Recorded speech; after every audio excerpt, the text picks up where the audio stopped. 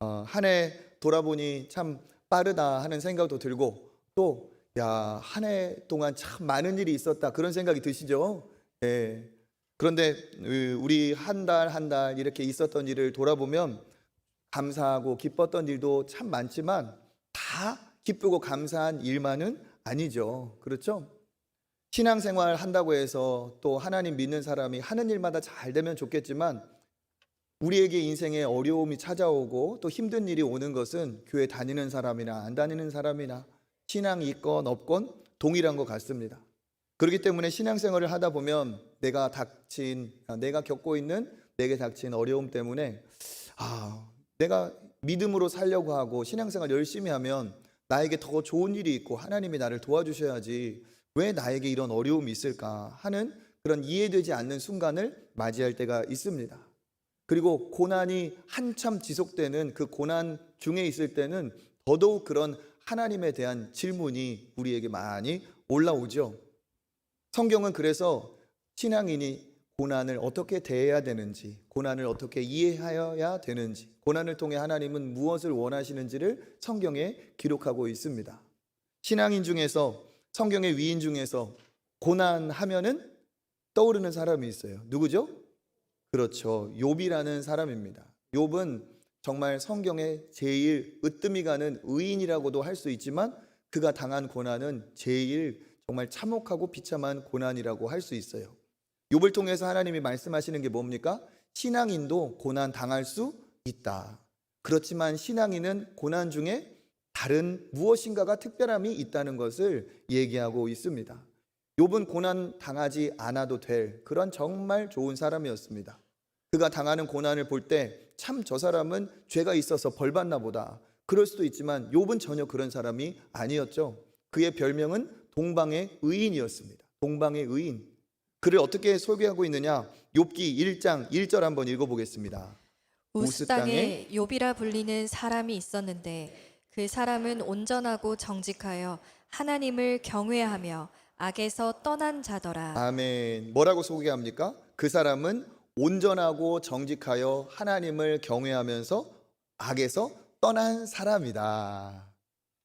이 사람은 저주나 화를 당하기보다는 복 받는 것이 당연한 사람인 것으로 우리는 딱 봐도 알 수 있어요. 실제로 이 사람은 하나님께서 복을 주셔서 많은 재물이 있었고 자녀가 10명이 있었습니다. 7의 아들과 3딸이 있었어요. 그리고 그는 이렇게 가진 재물에 자기가 갖고 있는 것에 취하지 않고 늘 하나님을 먼저 우선으로 섬기면서 참 믿음의 길을 간 아주 의로운 사람이었습니다. 그런데 오늘 이 욥기가 이렇게 의로운 사람이니까 참 복을 많이 받았더라 이렇게 하면 욥기가 굉장히 짧았겠죠. 그런데 욥기는 상당히 분량이 깁니다. 그 이유는 뭘까요? 의로운 욥에게도 고난이 있었다는 거예요. 그리고 그 고난이라는 것이 정말 쉬운 문제가 아니라는 것을 우리는 알 수가 있습니다. 욥에게 있어서 고난을 어떻게 시작하느냐? 사탄이 등장을 합니다. 사탄이 하나님께 마치 그 법정에서 피고인, 죄인을 신문하는 검사처럼 욥에 대해서 하나님 앞에 이렇게 참소를 합니다. 우리 1장 9절 읽어보겠습니다. 사탄이 여호와께 대답하여 이르되 욥이 어찌 까닭 없이 하나님을 경외하리이까. 네, 뭐라고 말하고 있습니까? 까닭 없이 하나님을 경외하리이까. 그러니까 이 사탄의 말은 뭐예요? 까닭이 있으니까 지금 하나님을 경외하는 것 아니겠습니까? 이 말이에요. 여기 이 말에서 우리는 이 내용을 오해해서는 안 됩니다. 어떻게 하나님이 사탄과 이렇게 대등하게 대화를 하시지? 사탄에게 어떻게 이런 조언을 듣고 혹은 사탄이 하는 얘기를 듣고 이렇게 욥에게 고난을 허락하시지? 그런 생각을 할 수 있어요. 그런데 우리는 이 본문을 오해해서는 안 됩니다. 왜 이렇게 성경을 기록하셨느냐? 우리의 이해를 돕기 위해서 하나님이 이렇게 형식으로 기록을 하신 거예요. 사탄 마귀는 절대로 하나님을 대적하거나 하나님과 대등하게 이렇게 관계할 수 있는 존재가 아닌 줄 믿습니다. 그런데 인생의 고난이 사탄과 또 사탄의 어떠한 그 악한 괴계 속에서도 이게 돌아가는 면이 있기 때문에 하나님께서는 성경을 기록하실 때 이 욥의 이야기에 사탄의 이야기를 등장시킨 겁니다. 이 사탄은 어떠한 존재냐? 악한 영으로 하나님을 대적하게 하고 하나님을 믿는 사람은 하나님의 축복을 받지 못하게 하고 하나님을 모르는 사람은 벌금에서 지옥까지 보내는 게 이게 사탄이 하는 역할이죠. 그러니까 이 사탄은 믿음이 있는 사람도 그 믿음을 빼앗으려고 하는 그런 악한 영이에요. 그 사탄이 하는 소행이 무엇인지 오늘 읽은 이 내용에 들어 있습니다. 까닭 없이 하나님을 경외하리이까. 사탄이 하는 일은 뭐냐? 이유, 조건, 어떠한 대가를 가지고 하나님을 만나기를 원해요. 까닭 없이 아니고 믿음의 사람이 그냥 하나님을 하나님 그 자체로 사랑하고 따라가기를 원하도록 두지 않고 용건이 있을 때만 하나님을 찾게, 까닭이 있을 때만 하나님을 찾게 하는 거예요. 그러니까 그 안에 놀아나는 모든 사람들은 까닭 없이 하나님을 섬기지 않습니다. 그러니까 지금 그 얘기를 하는 거예요. 이 욥이 하나님 앞에 참 대단한 복을 받았지만 하나님, 이 사람이 까닭이 없이 하나님을 섬기겠습니까? 다 이유가 있는 거예요. 하나님이 이렇게 많은 소유의 복을 주셨으니까 하나님을 경배하고 하나님을 사랑하는 거지, 이 소유물이 싹 사라졌다고 보세요. 이 욥도 별 수 없이 하나님을 외면하고 하나님을 욕할걸요? 지금 사탄이 이렇게 충동질을 하는 거예요. 그런데 하나님이 어떻게 하십니까? 욥에 대한 믿음이 있기 때문에 하나님은 허락하셨어요. 그래서 첫 번째, 그 모든 소유가 싹 한 번에 날아가 버립니다. 이게 욥기의 출발이죠. 모든 소유가 사라져 버리고 그가 키우던 있던 모든 가축 재물 싹 사라져 버리고 심지어는 그가 낳은 10자녀까지 갑작스럽게 사고로 재난으로 악인의 손에 죽임을 당하고 맙니다. 그러니까 욥은 모든 것을 잃은 거예요. 남은 건 뭡니까? 자기 몸뚱이 하나 남았습니다. 그 상황에도 욥은 하나님을 외면하지 않았어요. 그러니까 사탄 마귀가 다시 한번 재도전을 합니다. 뭐라고 하냐? 하나님, 소유물이 아니고 이제 거의 다 왔습니다. 이 사람이 병 걸려서 뼈와 살에 병이 들면 이 사람도 하나님을 틀림없이 욕하고 하나님을 떠날 겁니다. 다시 얘기하고 있어요. 우리 욥기 1장 9절 읽어보겠습니다. 사탄이 여호와께 대답하여 이르되 욥이 어찌 까닭 없이 하나님을 경외하리이까. 2장 5절도 읽어보겠습니다. 그의 뼈와 살을 치소서. 그리하시면 틀림없이 주를 향하여 욕하지 않겠나이까. 네, 그의 뼈와 살을 치소서. 그리하면 틀림없이 욕하지 않겠습니까? 그러면서 지금 이 욥이 반드시 무너질 거라고, 틀림없이 하나님을 욕할 거라고 얘기하고 있습니다. 그래서 어떤 일이 벌어졌습니까? 욥이 병들었어요. 모든 것도 잃어버린, 다 사라진 욥은 몸뚱이 하나 남았는데 어떤 일이 벌어졌다고 하죠? 오늘 읽은 내용처럼 정수리에서부터 발바닥까지 심각한 종기가 퍼져서 살점이 썩어 들어가고 그리고 고름이 나고 진물이 흐르는 그런 병자가 되어버렸어요. 얼마나 가려운지 그것을 긁지 않을 수가 없고, 긁으면 어떻게 되겠어요? 이거는 진짜 병적으로 가려운 거기 때문에 긁으면 더 가려운 거겠죠. 그러니까 무엇으로 긁는다고 합니까? 그렇죠, 깨진 토기 조각으로 긁는 거예요. 한번 읽어볼까요? 자, 8절입니다.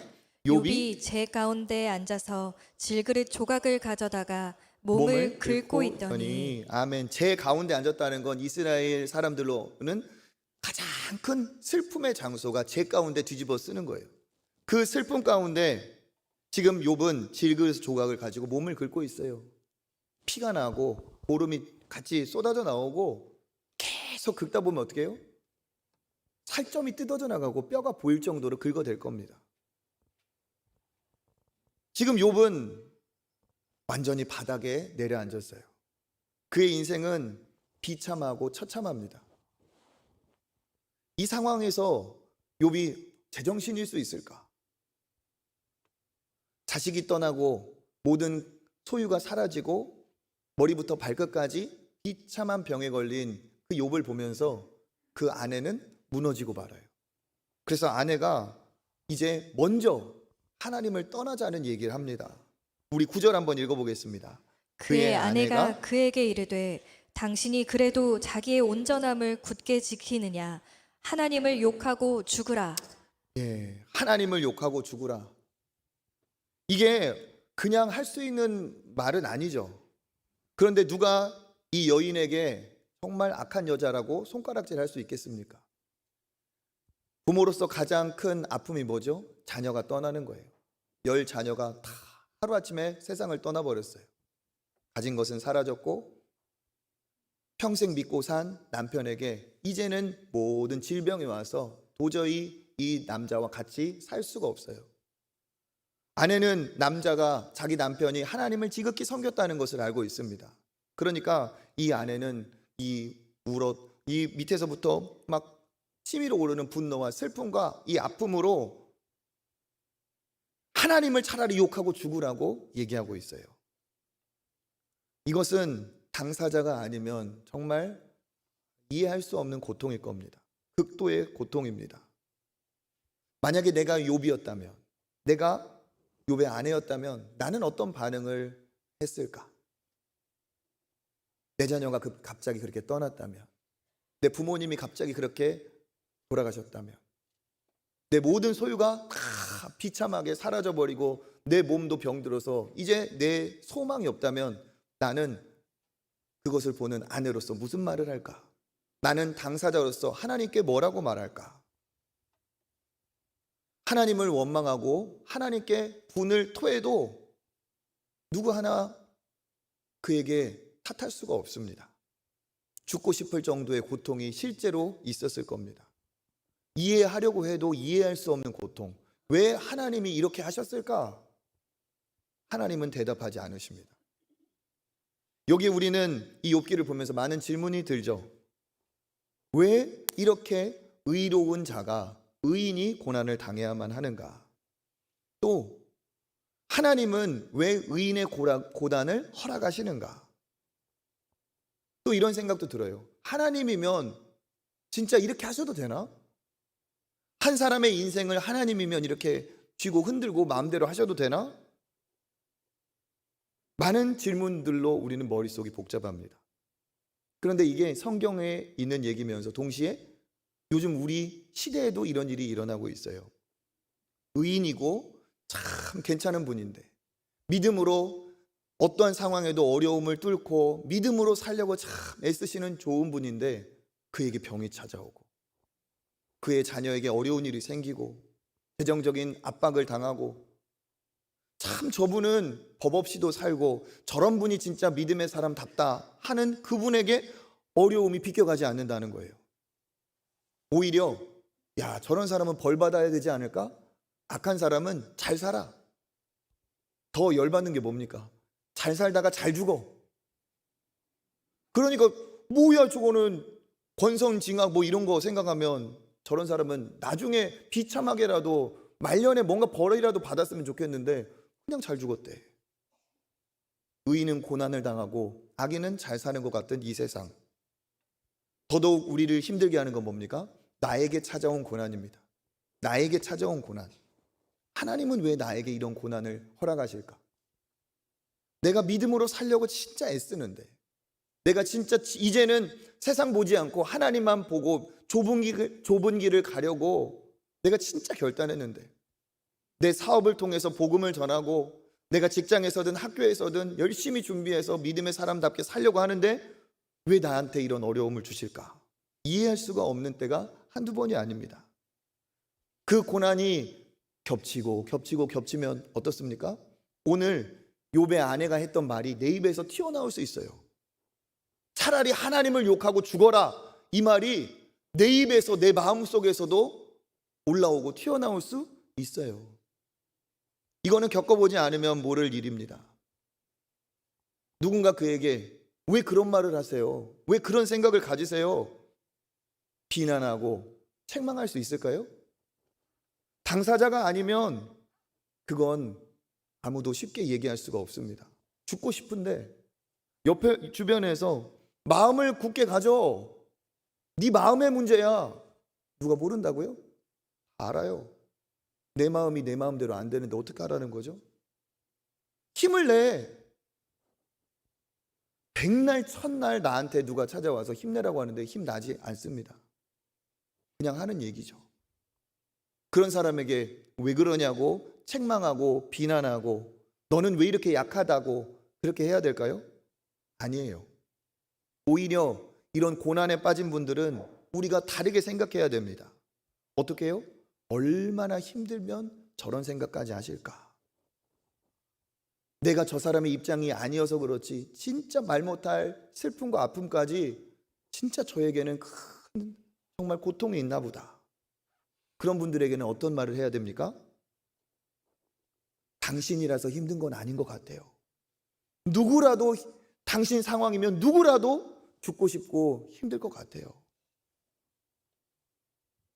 오히려 그분들에게는 힘내라, 마음을 바꿔라 이게 아니라 칭찬을 해드려야 돼요.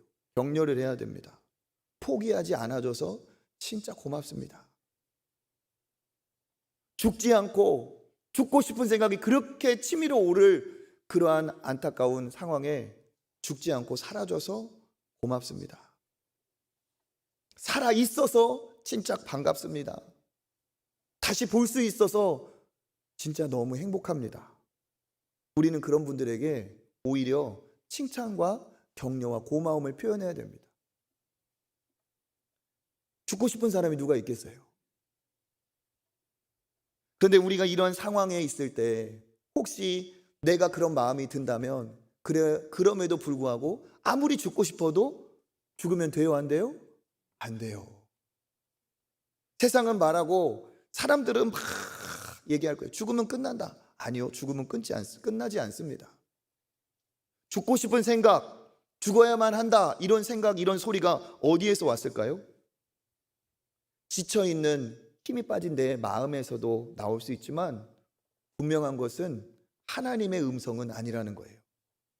하나님은 어떤 분이십니까? 하나님은 생명을 창조하신 분이고 오늘도 새로운 생명을 이루시는 분인 줄 믿습니다.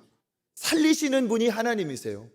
생명을 만드시고 생명을 살리신 하나님이 죽어도 좋다, 죽어서 끝내라, 그렇게 하실까요? 아니라는 거예요. 내 마음에 고통에 올라온 신음소리일 수도 있겠지만 하나님의 영은 살리는 영이라면 죽이는 영이 있다는 거예요. 죽이는 영이 뭡니까? 오늘 우리 본문에서 만났던 사탄이에요. 어둠의 영인 사탄은 죽이는 영이에요. 뭐라고 우리에게 속삭일까요? 포기해. 소망 없어. 야, 오래 견뎌봤잖아. 내년에 무슨 일 있을 것 같아? 죽어서 끝내. 죽는 게 나아. 이런 얘기는 하나님의 음성이 아니에요. 이건 악한 마귀의 음성일 수도 있고 악한 마귀가 좋아하는 마음에 내 절망의 소리일 수도 있어요. 어떤 소리에 귀를 기울여야 될까요? 여러분, 죽음이 해결입니까? 절대 아닙니다. 오늘 혹시 이 자리에서 연말 열심히 살았는데 소망 없다, 왜 사나 하는 그런 마음에 살 소망이 끊어진 분들은 오늘 말씀을 통해 하나님께서 주시는 새 힘을 얻으시기를 주님의 이름으로 축복합니다. 하나님의 관점에서 볼 때 죽음은 해결이 아닙니다. 하나님은 어떤 분이냐? 고난을 통해서도 나를 통해 일하시는 분이세요. 고난이 내 인생의 종착지가 아닙니다. 고난은 과정이에요. 지금 죽고 싶을 정도로 힘들어도 나를 향한 하나님의 뜻은 끝나지 않고 진행 중입니다. 내 인생의 무대가 이어지고 있어요. 한 막이 끝나면 다음 막, 이 장이 끝나면 다음 장이 펼쳐질 거예요. 하나님은 우리를 망하게 하고 하나님은 우리를 죽이려는 뜻이 아닙니다. 우리를 향한 하나님의 뜻은 계속하고 있어요. 그런데 내 인생의 무대에서 주인공인 내가 스스로 내려와 버린다. 그건 뭡니까? 아무 의미가 없어요. 경기로 치면 우리는 경기 중이에요. 경기가 이루어질 때 어떤 일이 벌어집니까? 밀고 갈 수도 있지만 밀림 당할 수도 있어요. 어떻게 해야 됩니까? 그때 우리가 그럴 수 있어도 경기가 끝날 때까지, 마지막 종료 휘슬이 울릴 때까지는 끝까지 어떻게 해야 돼요? 끝까지 가야 돼요. 결승점이 나올 때까지는 우리가 달려야 돼요. 하나님은 우리의 인생을 거기에서 마쳤다, 너 끝이다 하지 않으세요. 이 과정을 통해 하나님은 놀라운 일을 지금도 이루고 계시는 줄 믿습니다. 그러니까 하나님의 관점에서도 죽음은 끝이 아니고 오히려 더 큰 어려움이라는 거죠. 또 뭡니까? 우리는 영원한 존재입니다. 영원의 관점에서도 죽음은 끝이 아닙니다. 12월이 끝입니까? 12월은 또 다른 출발을 예고하는 달이에요. 죽음이 끝이라고요? 아닙니다. 우리에겐 영혼이 있어서 영원한 존재로 죽음은 또 다른 출발이에요. 죽음의 관문을 통해 우리는 무엇인가 영원의 세계로 들어가게 되어 있어요. 그런데 내가 죽음으로 끝이 낸다? 하나님 앞에 죄 중에 가장 큰 죄입니다. 왜 그러냐? 사람이 행할 수 있는 죄 중에 가장 악한 죄가 뭐예요? 살인이에요, 살인. 그런데 자살, 극단적인 선택을 어떻게 정의할 수 있을까요? 내가 가장 사랑해야 될 나를 내가 죽이는 게 바로 극단적 선택이에요. 생명의 주님은 하나님이세요. 내가 생명을 좌지우지할 권세가 없어요.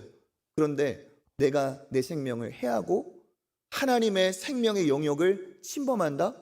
이건 하나님 앞에 인간이 범할 수 있는 가장 큰 죄입니다.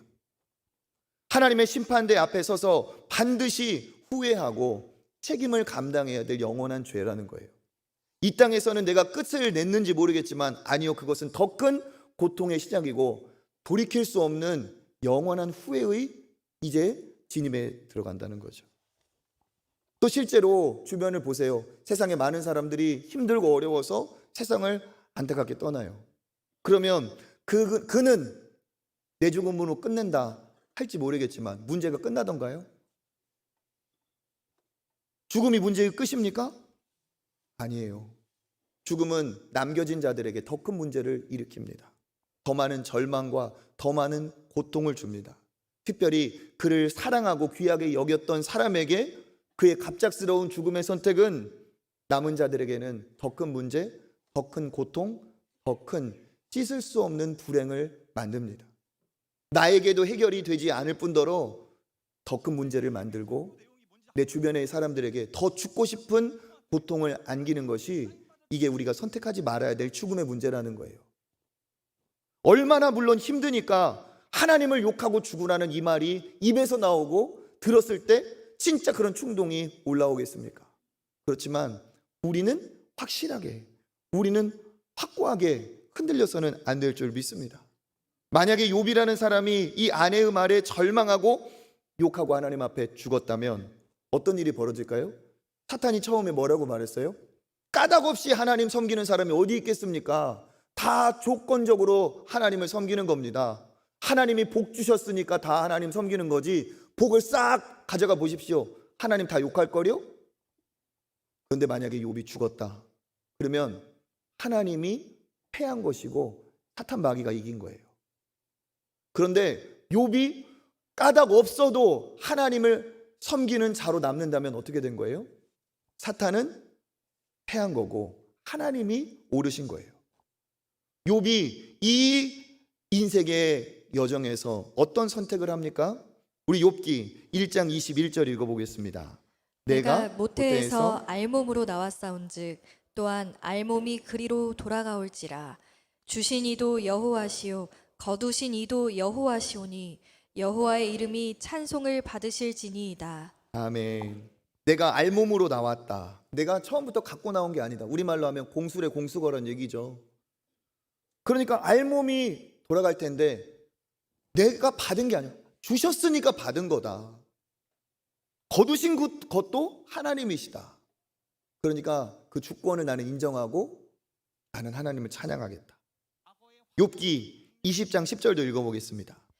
우리가 하나님께 복을 받았은즉 화도 받지 아니하겠느냐 하고 욥이 이 모든 일에 욥이 입술로 범죄하지 아니하니라. 아멘. 뭐라고 말합니까? 하나님께 우리가 복도 받았는데 하나님께 화도 받지 않겠느냐 하면서 하나님을 입술로 원망하며 범죄하지 않았다.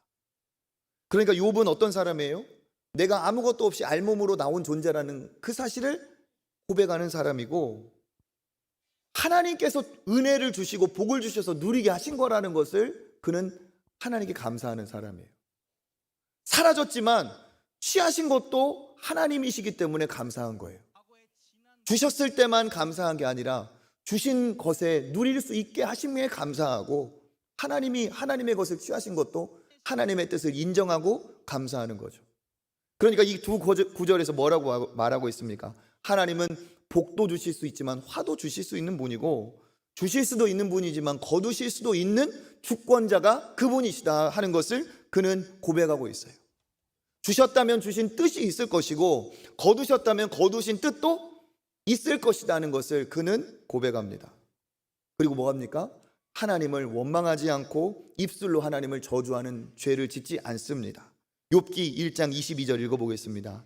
이 모든 일에 욥이 범죄하지 아니하고 하나님을 향하여 원망하지 아니하니라. 아멘.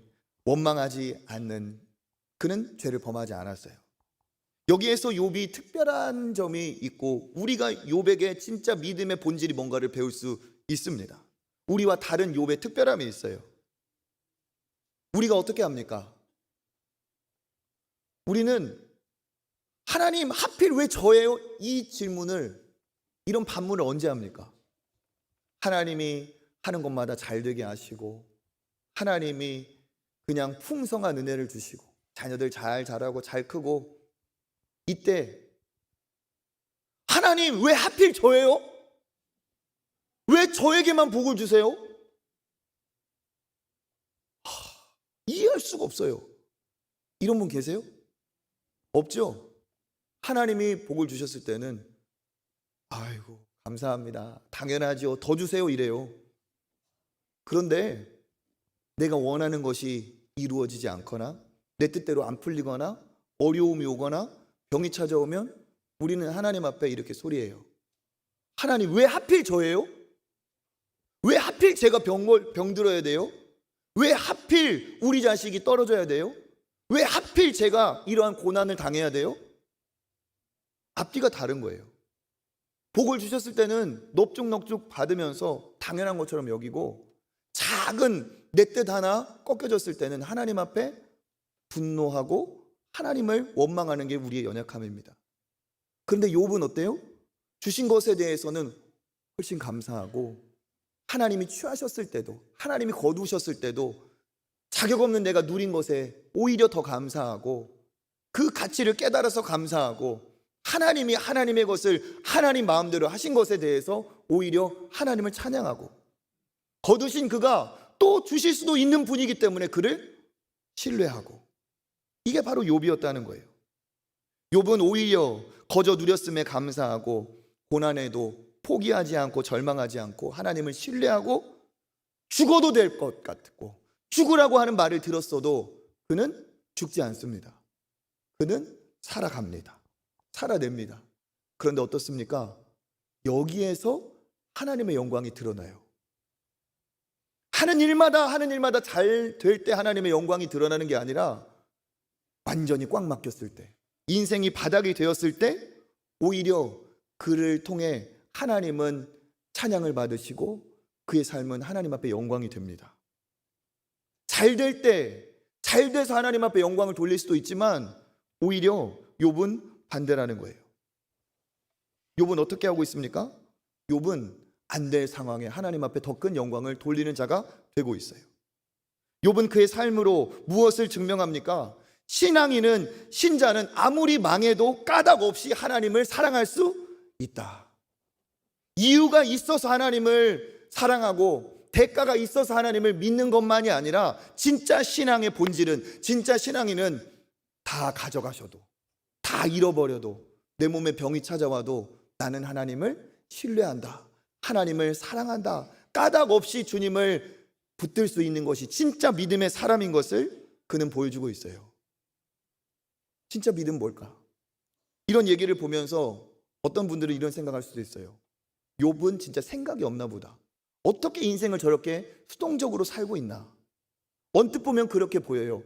그런데 보세요. 수동적이라는 게 뭡니까? 상황에 휩쓸려가는 게 수동적인 거예요. 욥의 상황은 뭐죠? 오히려 정반대입니다. 욥은 그 상황은 하나님 앞에 원망하는 게 수동적이고 불평, 불만하는 게 수동적인 반응이에요. 그 상황에서는 불평, 불만, 원망, 분노하는 게 수동적인 반응이에요. 그런데 욥은 어떻습니까? 하나님을 찬양해요. 그는 수동적인 게 아니고 오랜 하나님 앞에, 그 하나님 앞에 하나님에 대한 이해로, 하나님에 대한 신뢰로 불평이 나오는 반응이, 원망이 나오는 반응이 의지적으로 꺾이고 있어요. 그는 수동적인 사람이 아니라 누구보다도 주도적인 사람이에요. 상황은 이렇지만 나는 주님을 인정한다. 나는 병들었지만 내 모든 것 다 사라졌지만 나는 그래도 주님을 찬양한다. 그는 하나님으로만 만족할 수 있는 진짜 믿음이에요. 이건 수동적인 게 아니고 가장 주도적인 겁니다. 여러분, 우리가 아는 것처럼 사도행전에서 바울과 실라가 복음을 전하다가 감옥에 들어갔어요. 의로운 자가 하나님 때문에 무고하게 억울하게 감옥에 갇혔어요. 그때 바울과 실라가 뭐라고 고백합니까? 하나님께 기도하고 하나님을 찬양했다고 했어요. 그 찬송 소리가 감옥에 다 들렸어요. 그 상황에서 수동적으로는 뭡니까? 나오는 반응, 즉흥적인 반응은 뭐예요? 원망이고 불평이에요. 하나님, 제가 이렇게까지 복음을 전하고 내가 이렇게 의롭게 살았는데 그 결과가 이 감옥입니까? 이게 수동적이에요. 그런데 바울은 어떻게 하죠? 하나님께 기도해요. 하나님께 기도하고 그 상황에서는 나올 수 없는 놀라운 찬양이 울려 퍼지죠. 찬양이 퍼지자 감옥에 있는 사람들이 다 듣는데 그 다음 절에 어떻게 됐는지 아시죠? 그 하나님의 찬양이 울려 퍼지는 그 감옥의 모든 갇힌 옥문이 열린지라. 열렸어요.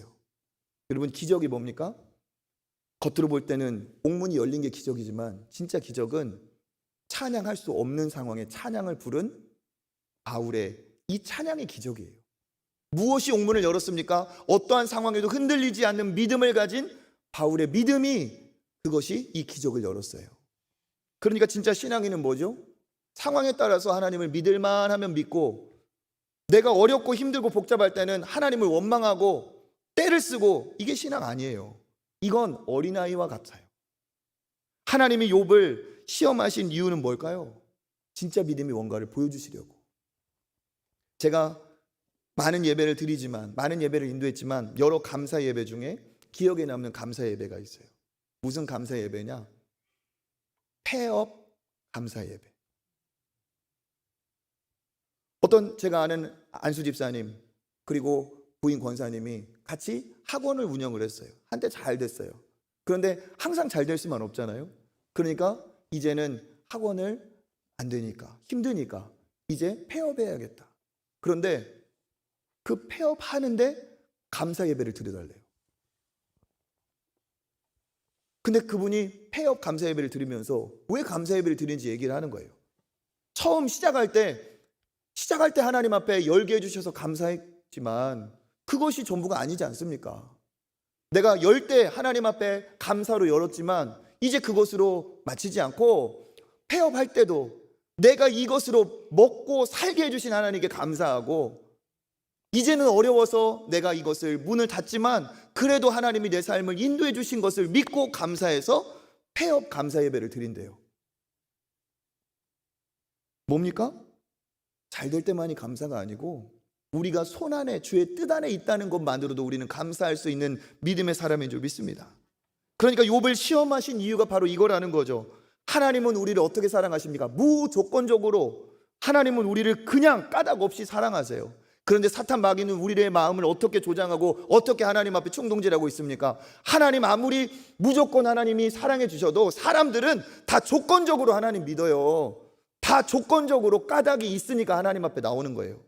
지금 그 얘기를 하는 거예요. 그리고 그렇게 만들고 있습니다. 그때 까닭 없이 하나님을 사랑하는 자가 없다는 이 사탄의 모든 인간이 조건적으로 하나님을 믿고 따른다는 여기에 그것이 아니다, 진짜 믿음의 사람은 이것이다라고 보여준 사람이 바로 욥이죠. 실제로 그렇습니다. 많은 우상 숭배자들, 종교인들이 왜 가서 빌고 왜 구슬하고 점을 칩니까? 까닭이 있어서, 용건이 있어서, 조건 때문에, 자기의 뜻 때문에, 내가 원하는 것 때문에 다 그렇게 해요. 물론 신앙 안에서도 이와 같은 요소가 있을 수 있고 있습니다. 그런데 진짜 신앙의 본질은 뭡니까? 내 뜻, 내 자아가 원하는 뜻을 이루는 게 진짜 신앙이 아니고 내 삶의 아버지 하나님의 뜻이 이루어지는 것이, 이게 진짜 신앙인 줄 믿습니다. 이게 진정한 신앙과 우상 숭배자의 결정적인 차이예요. 왜 이번에 우리가 특별 새벽 기도에 주기도문을 합니까? 주기도문에서 가장 중요한 핵심이 뭐냐? 내 뜻을 이루는 것이 아니고 아버지의 뜻이 이 땅에 이루어지고 아버지의 뜻이 내 안에 이루어지는 것이 가장 강력하고 필요한 기도인 줄 믿습니다. 내 뜻을 이뤄가는 것이 신앙이 아니고 내 뜻이 꺾이고 무너질지라도 나를 통해 아버지의 뜻이 이루어지면 그거의 성공이에요. 욥은 그것을 가르쳐주고 하나님은 그것 때문에 진짜 믿음이 무엇인가를 말씀하시려고 오늘 이 욥의 이야기를 우리에게 들려주십니다. 그러니까 하나님에게 욥은 어떤 사람입니까? 사탄 마귀는 얘기했어요. 까닭이 있으니까, 이유가 있으니까, 다 대가가 있으니까 하나님 섬깁니다. 그러한 사탄의 이 주장에 패배를 안기는 그 인물이 바로 욥이죠. 여전히 까닭이 없어도, 이유가 없어도, 대가가 없어도, 다 잃어도 여전히 주님을 사랑하는 사람이 있다. 모든 것 다 잃어도 주님 앞에 남을 자가 존재한다. 그게 진짜 신앙이다. 욥을 통해 그걸 말씀하고 있어요. 우리에게도 마찬가지입니다. 하나님이 왜 우리에게 고난을 허락하시는가? 고난에도 불구하고 하나님을 의지하는 내가, 욥과 같은 내가 되기를 하나님은 바라시는 줄 믿습니다. 저 사람 저렇게 교회 잘 다니는 거 뭐야? 저 사람 돈이 많으니까 교회 잘 다녀. 저 사람은 어떻게 저렇게 헌금을 많이 할까? 돈 많이 버니까 하는 거지 뭐. 저 사람은 다 어떻게 교회 나와서 저렇게 봉사할까? 하는 것마다 잘 되니까 저 사람은 교회 나와서 봉사하는 거야. 그러니까 전도하는 거야. 가진 돈이 많으면 우리의 신앙이 오히려 가려져요. 잘 되면 오히려 하나님의 영광이 드러날 것 같지만 항상 그런 것은 아닙니다. 하나님은 어떻게 해요? 하나님은 고난을 통해서도 하나님을 드러낼 사람이 필요해요. 우리의 인생 여정에도 항상 잘 돼서 하나님을 영광을 돌리고 하나님을 인정할 때도 있지만 안 돼도 하나님을 인정하는 때가 우리 삶의 지점에 필요할 때가 있기 때문에 우리에게도 고난을 허락하시는 줄 믿습니다. 어떻게 해요? 물 가운데 지날 때도 하나님이 나를 지켜주시고 불 가운데 지날 때도 나와 동행하며 나를 지켜주시는 하나님을 알기 위해, 체험하기 위해. 이사야서 43장 2절 읽어보겠습니다. 내가 물 가운데로 지날 때 내가 너와 함께 할 것이라. 강을 건널 때 물이 너를 침몰하지 못할 것이며 내가 불 가운데로 지날 때 타지도 아니할 것이요 불꽃이 너를 사르지도 못하리니. 아멘. 물 가운데, 불 가운데 내가 너와 함께 하리라. 이게 하나님께서 고난 중에 우리에게 가르쳐 주시는 거예요. 심지어 너에게 사망이 있다 할지라도 사망 중에서 너를 건져주리라. 심판이 있어도 내가 건져주리라. 그러니까 어떻게 하나님의 영광이 됩니까? 내가 어떻게 하나님의 자랑이 될까요? 내가 잘 되고 내가 하는 일마다 승승장구할 때 하나님의 영광이 드러날 수도 있죠. 그렇지만 항상 그게 아니라는 거예요. 오히려 내가 안 될 때, 오히려 내게 어려움이 찾아올 때, 내가 믿음을 지키기 어려울 때, 진짜 죽고 싶을 정도로 내가 하나님을 원망하고 싶을 때, 그때 더 큰 영광이 하나님 앞에 올려집니다. 어떻게 해요?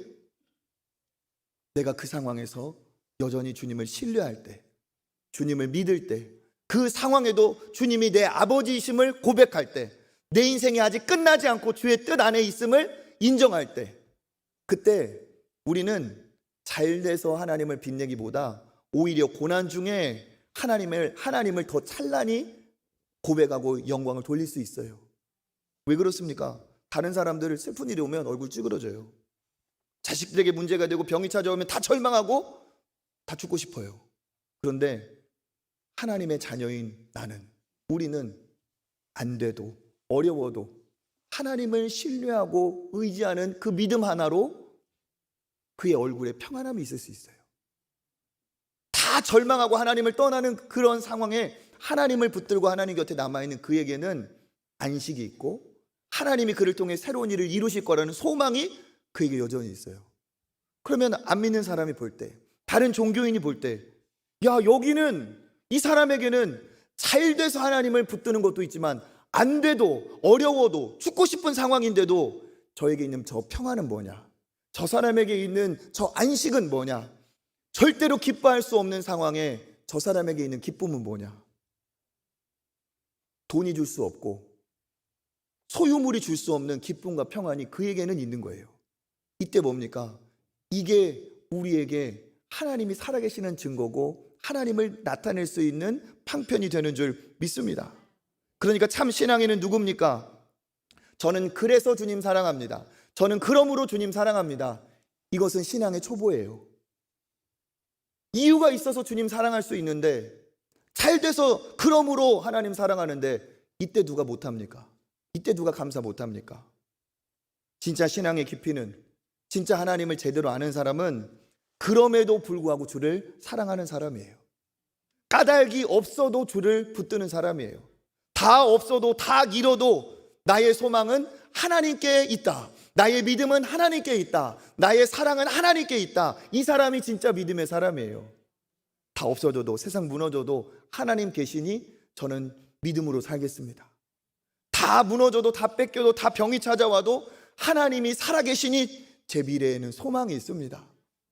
하나님이 나를 십자가의 은혜로 구원해 주신 것만으로도 나는 주를 사랑한다고 고백합니다. 진짜 믿음은 이런 거라는 거죠.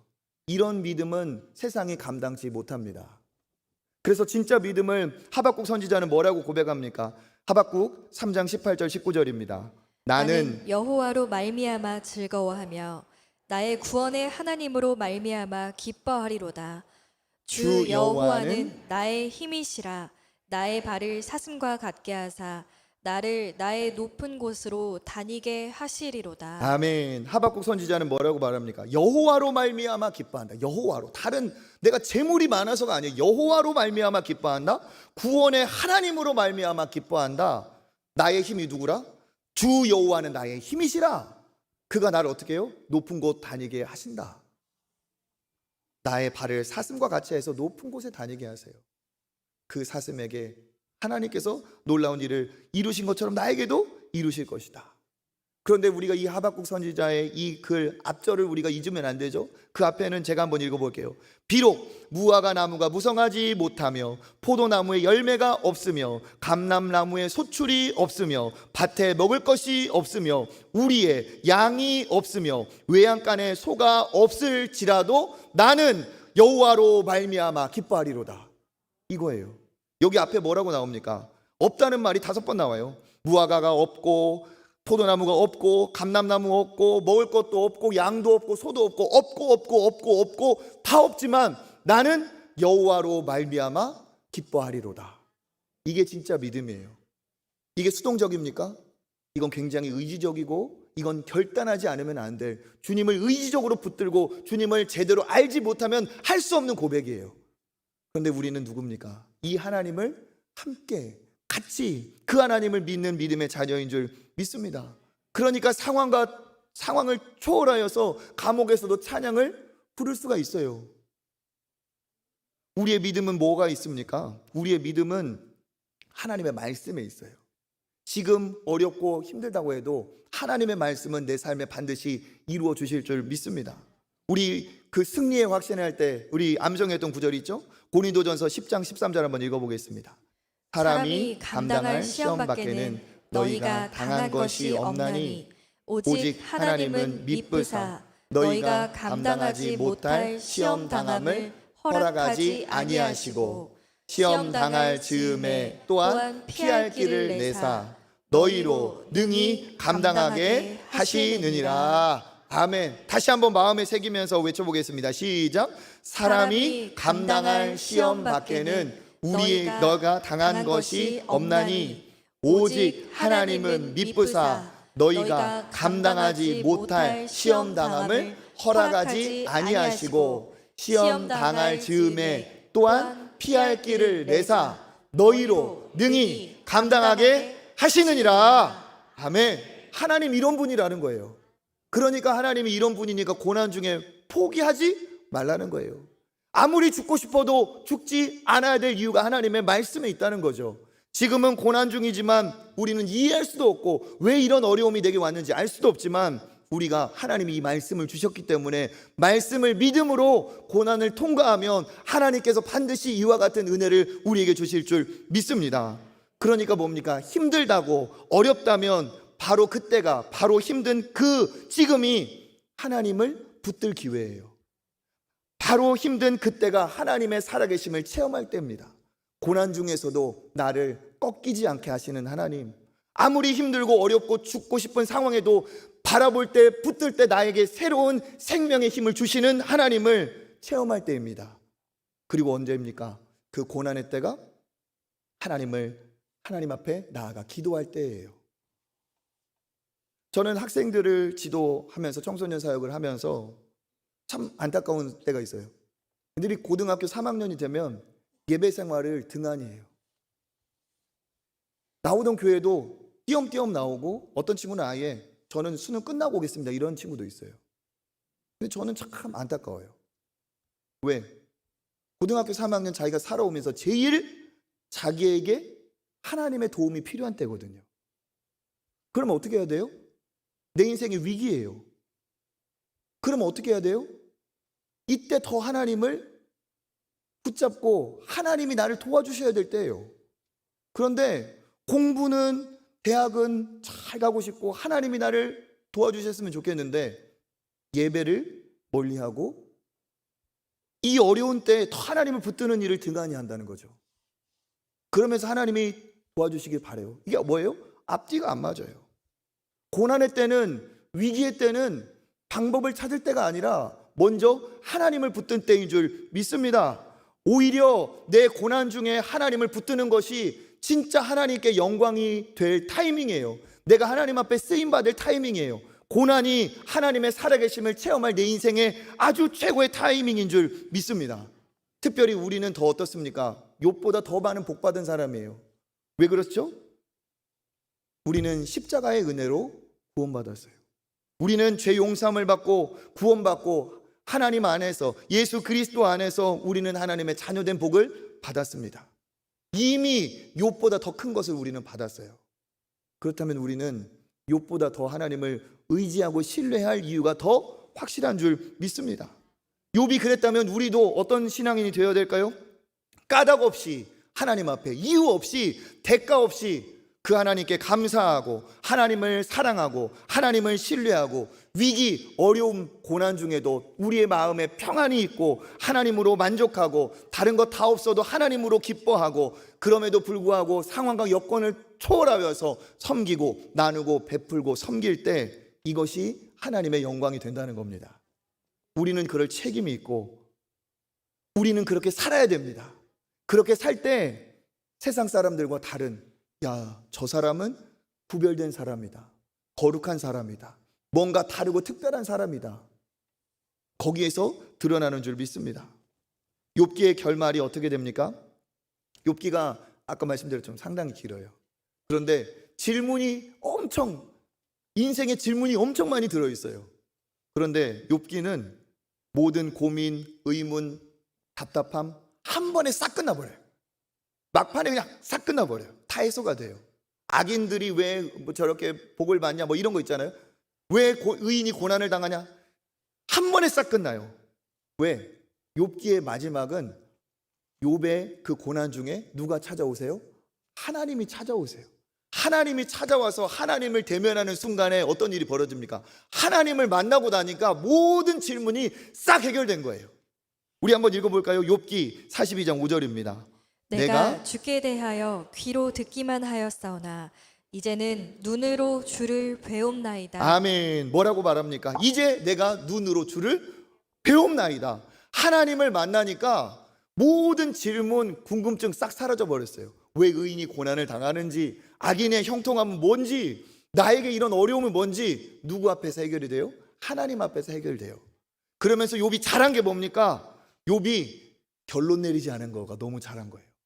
욥이 죽지 않은 게 너무 잘한 거예요. 하나님을 만날 때까지 버티고 기다린 게 잘한 거예요. 하나님 만났더니 하나님이 지금은 이해할 수 없고 알 수도 없던 문제들이 하나님을 만나니까 싹 해결이 된 겁니다. 우리 역시도 마찬가지예요. 이 땅에서 모든 질문에 답을 가지려고 할 수가 없어요. 답을 줄 수도 없어요. 그런데 모든 질문은 언제 해결됩니까? 우리도 언젠가 하나님을 대면하는 날이 있을 줄 믿습니다. 우리가 하나님을 대면하는 날 모든 것이 선명하게 하나님의 뜻이 밝혀져요. 그러면서 뭡니까? 믿음으로 살기를 잘했다. 이해되지 않아도, 이유를 몰라도, 답이 없어도 내가 믿음으로, 말씀으로 살기를 정말 잘했다. 그렇게 우리가에게 고백하는 날이 있을 줄 믿습니다. 그래서 신앙인은 어떤 사람입니까? 신앙인은 결론을 빨리 내리지 않아요. 특히 고난 중에 마침표를 빨리 찍지 않아요. 신앙인은 결론을 보류한 사람입니다. 언제까지? 주님이 말씀하실 때까지, 주님을 대면할 때까지. 마치 뭐하고 같습니까? 터널 안을 통과하는 중에, 터널은 깜깜하죠. 그러니까 뭐라고 생각할 수 있어요? 터널을 통과하는 동안 온 세상이 깜깜하다, 이렇게 말할 수 있어요. 그렇지만 그 말은 맞습니까? 틀립니까? 틀린 말이에요. 왜? 지금 터널을 통과하고 있으니까 온 세상이 깜깜한 것처럼 보이지, 터널을 통과하면 세상은 밝아요. 그러니까 터널 안에서 결론을 내릴 필요가 없다는 거예요. 고난 중에 결론을 보류해야 될 이유가 거기에 있습니다. 그래서 우리가 올해까지 살았을 때, 내년을 조망할 때 기대와 소망도 있을 수 있죠. 그렇지만 걱정이 찾아올 수 있어요. 두려움이 찾아올 수 있어요. 그럴 때 여러분, 우리가 믿음의 사람이라고 한다면 어떻게 해야 될까요? 그럼에도 불구하고 하나님을 신뢰하고 의지하는 여러분 되시기를 바랍니다. 그래서 너무 조급하게 생각하지 마세요. 내가 원하던 문제가 올해 안에 꼭 끝났으면 좋겠다는 이 문제가 해결되지 않고 내년으로 넘어가도 그래도 너무 서두르지 마세요. 너무 걱정하지 마세요.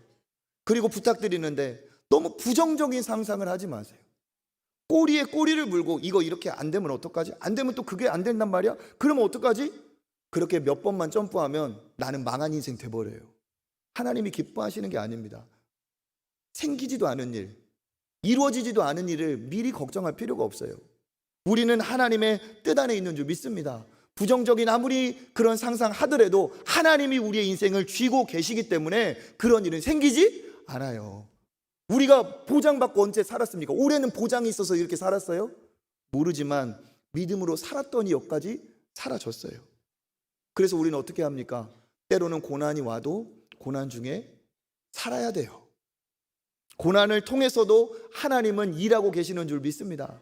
하나님은 고난을 통해서도 일하고 계세요. 그리고 솔직히 말하면 고난이 아니고는 안 되는 그러한 연약함이 우리의 삶에 있어요. 고난이 아니고는 해결되지 않는 우리의 악함과 근성이 있어요.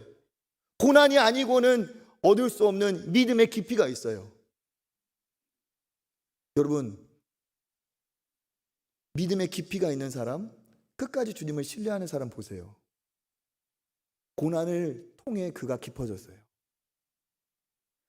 고난을 통해 주님을 만났어요. 고난을 통해 하나님의 살아계심을 체험한 거예요. 고난이 우리에게 특별한 은혜를 끼치고 가는 것도 있어요. 그런데 핵심은 뭡니까? 고난이 끝이 아니라는 거예요. 예수님이 우리에게 부활의 생명, 영생을 주셨습니다. 예수님의 부활의 생명은 뭘로 왔어요? 십자가의 고난으로 왔어요. 그의 죽으심이 우리에게 영광이 되고 승리가 되었어요. 고난은 항상 나쁜 것만 아니에요. 고난을 통해 하나님은 오늘도 우리에게 새 일을 이루고 계시는 줄 믿습니다. 그래서 뭡니까? 일단은 답이 없어도, 이해되지 않아도, 보이지 않아도 일단은 하나님을 믿으세요. 그리고 죽지 마세요. 살아야 돼요. 살아야 돼. 살아야 하나님의 결말을 보는 거예요. 하나님의 시계는 멈추지 않았습니다. 하나님의 역사는 지금도 진행되고 있습니다. 하나님은 여러분을 그냥 지금 아픔의 상태로 두지 않을 거예요. 하나님은 그것을 통해서도 놀라운 일을 이루실 줄 믿습니다. 그래서 여러분, 사세요. 살아요. 그리고 죽고 싶은 어려운 시간이 있었지만 연말까지 버티면서 살아온 여러분들을 진짜 축복하고 칭찬해 드리고 싶어요. 그런 마음으로 우리 한번 실천 한번 해볼까요? 앞뒤 분들에게 살아계셔서 정말 감사합니다. 살아주셔서 정말 감사합니다. 네. 내가 아니니까 다 웃고 사는 것 같죠. 한꺼풀만 벗겨보면 다 슬픔이고 아픔이에요. 여기 계신 모든 분들도 내가 아니면 안 될 짐을 직장에서든 가정에서든 내가 아니면 안 될 짐을 짊어지고 몇 번이고 포기하고 싶지만 고민하면서 여기까지 오신 분들이 계실 거라고 믿습니다. 올해 마지막 주일을 보면서 내년에는 무슨 소망이 있나 낙심하고 절망해 여전히 어려운 분도 계실 수도 있어요. 그런데 말씀드립니다. 내년에는 또 하나님께서 새로운 일을 이루실 거예요. 너무 걱정하지 마세요. 너무 슬퍼하지 마세요. 항상 이런 것은 아니에요. 때가 되면 지나게 하시고 그것으로 나도 우리의 삶도 더 단단하여지고 하나님이 주시는 은혜가 넘칠 줄 믿습니다. 뭐 죽고 싶으신 분 없죠? 다음 주에도 또 봐야 돼요. 그렇죠? 계속 사세요. 주님 만나는 그날까지. 그래서 하나님의 뜻을 이뤄가시는 여러분 되시기를 축복합니다. 또 1년 동안 함께 해주셔서 감사하고 또 오늘로 이제 이번 주로 또 이렇게 저도 3년의 사역이 되는데 내년의 사역도 함께 해주셔서 또 함께 해주시기 바라며 감사를 드립니다.